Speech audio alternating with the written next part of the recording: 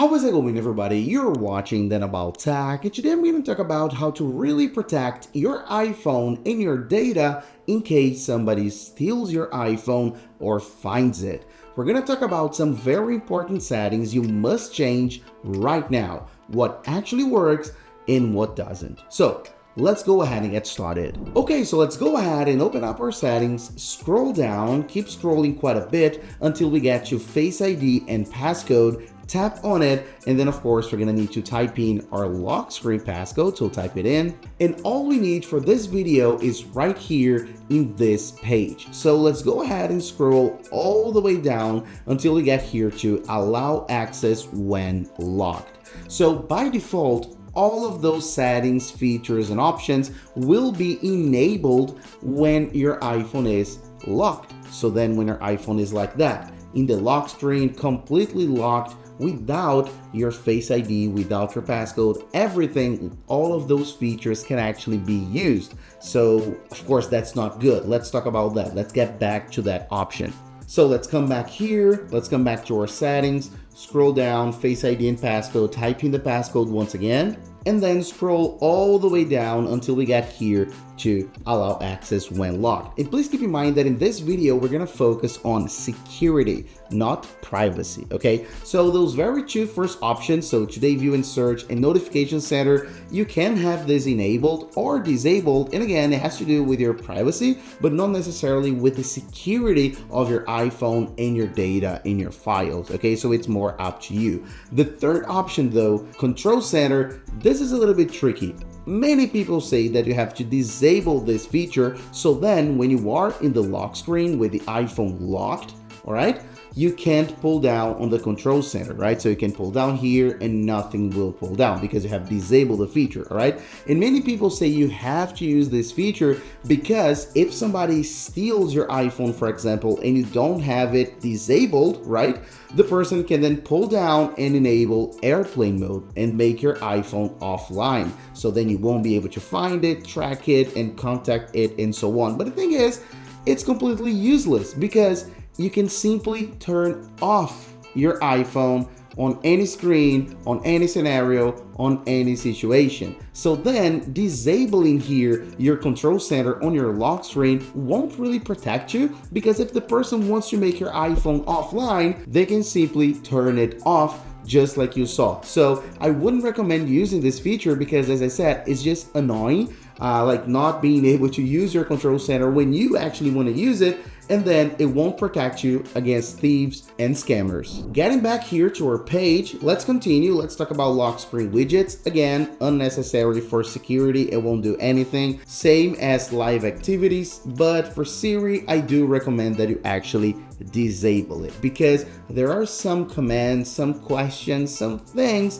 that a scammer or a robber can actually ask Siri to do, especially if you use the Shortcuts app and so on. So I would recommend to disable Siri when you are in the lock screen unlocked. Okay, moving on, reply with message. This is important to disable as well because depending on the notification you get, depending on the message you get or a phone call or any other type of notification, if the notification allows, the person can actually reply that notification with a message. So then if it's a scammer, they can use that to contact some of your contacts with your iPhone locked. So this is very, very dangerous. So I would recommend disabling it. Home control, again, I would recommend you to disable it because if you use the Home app for your smart house, this is dangerous because the person could in theory control your house even when the iPhone is locked. If you don't use it, then you don't have to worry about it, all right?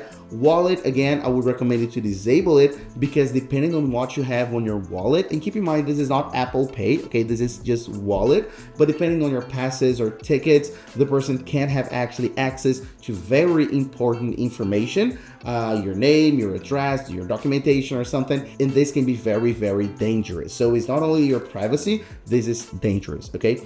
And again, return missed calls, and it's kind of the same thing as reply with message. So if somebody calls you and you have that notification with a missed call, right, on your lock screen, the person can actually tap on it and actually return the missed call. So imagine if your loved one, your spouse, your mother, father, brother, sister, if they called you and there's a missed call here, they can tap on it and call back. If it's a scammer, this can be really, really dangerous. So I would recommend to disable that, okay? And of course, please keep in mind that everything here that's actually disabled will be available, will work normally when your iPhone is unlocked. So all you have to do is put your face, it's gonna unlock the little padlock here, and then you can do everything as you would, all right?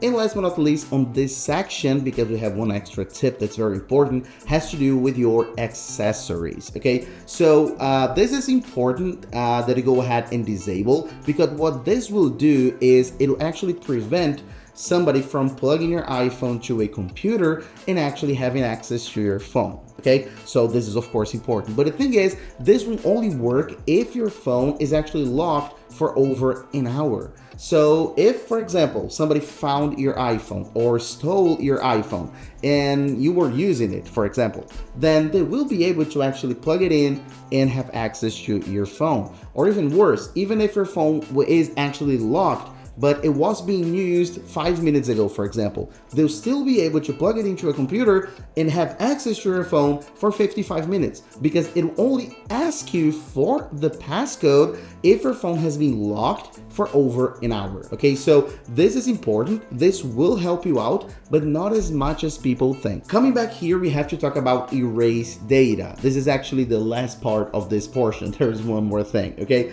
So when we're talking about erase data, I would recommend you to leave it as it is, disabled, because the thing is, if you enable this feature, and it's so important that Apple actually asks you, are you sure? And I won't enable it. The thing is, when this is enabled, if somebody actually types in the wrong passcode 10 times, it'll erase your iPhone. And you may think this is cool, right? Because if somebody's trying to get access to your iPhone, it'll erase it after 10 attempts. But the thing is, a thief, a robber, a scammer, they know about this, and there is a notification saying your iPhone will be turned off. So a scammer, a thief, won't actually go through with the 10 attempts. They'll stop. But the thing is, a child or a friend playing a prank or something, they can actually go ahead and do it on purpose or not on purpose and go ahead and type in 10 times, and then you're gonna lose all your data. So I don't recommend that you use this feature right here. Leave it turned off, because it won't protect you against thieves and scammers, but it actually may cause you a big problem.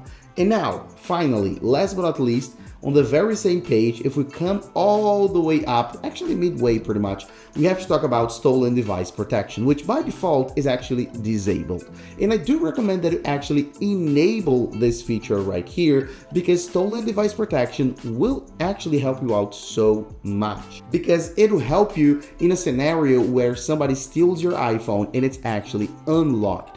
It's actually like this, open. Because with stolen device protection, even if your iPhone is completely unlocked and opened, as you can see right here, a thief, a scammer won't be able to change your Apple ID, won't be able to change your password, your passcode, or any important data unless they use Face ID.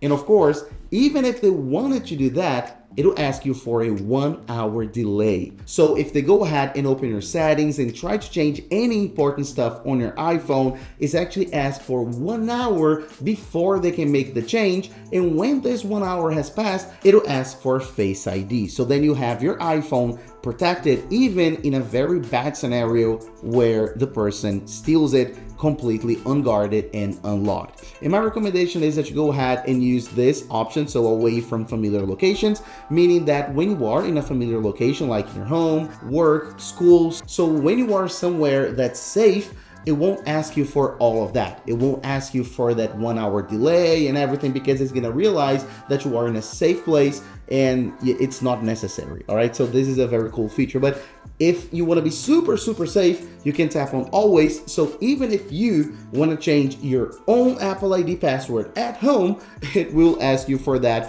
1 hour delay. And then after 1 hour, you will be able to change or do everything that you would using Face ID. Okay, so that's up to you.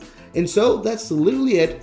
Those are the settings that you have to change. They're super important in order to make your iPhone and your data safe. Hope you enjoyed this video, and I'll catch you on the next one as usual, guys. Bye bye.